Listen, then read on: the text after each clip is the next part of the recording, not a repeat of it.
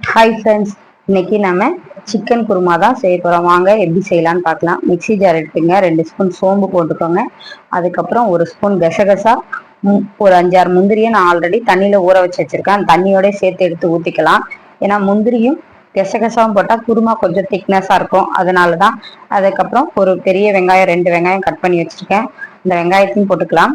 அதுக்கப்புறம் ஒரு 3 பெரிய தக்காளி கட் பண்ணி வச்சுருக்கேன், அந்த தக்காளியும் போட்டு 2 துண்டு இஞ்சி அது பொடிசா கட் பண்ணி வச்சிருக்கேன், அந்த இஞ்சியும் எடுத்துக்கலாம். ஒரு 10 பல்லு பூண்டு அதையும் போட்டுக்கிட்டு, அப்புறம் அரை மூடி தேங்காய் போட்டிருக்கேன், அதையும் போட்டு நல்லா அரைச்சி எடுத்துட்டு வந்துடுங்க.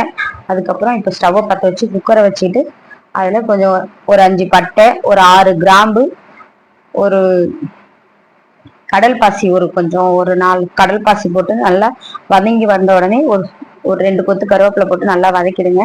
வதக்கிட்ட உடனே சிக்கன் நான் ஆல்ரெடி கழுவி வச்சிருக்கேன், 1 கிலோ சிக்கனுக்கு கழுவி எடுத்துட்டு வந்தேன், அதையும் போட்டு நல்லா கிளறி விட்டு 1 ஸ்பூன் மஞ்சள்தூள் போட்டு கிளறிடுங்க. அதுக்கப்புறம் கிளறி விட்டு தேவையான அளவு உப்பு போட்டு அதையும் கிளறிடுங்க. நான் 1 ஸ்பூன் கரம் மசாலா, 3 ஸ்பூன் வீட்டு மிளகாத்தூள் போட்டிருக்கேன், அதையும் போட்டு நல்லா கிளறிட்டு கொஞ்சம் நல்லா பச்சை ஸ்மெல் போகிற வரைக்கும் வதக்கிட்ட உடனே நம்ம தண்ணி எடுத்து ஊற்றிடுவோம். தண்ணி எடுத்து ஊற்றி ஒரு 3 விசில் விட்டால் குருமா ரெடி. இட்லி, தோசை, சப்பாத்திக்கெல்லாம் பார்த்தீங்கன்னா ரொம்ப டேஸ்ட்டாக இருக்கும்.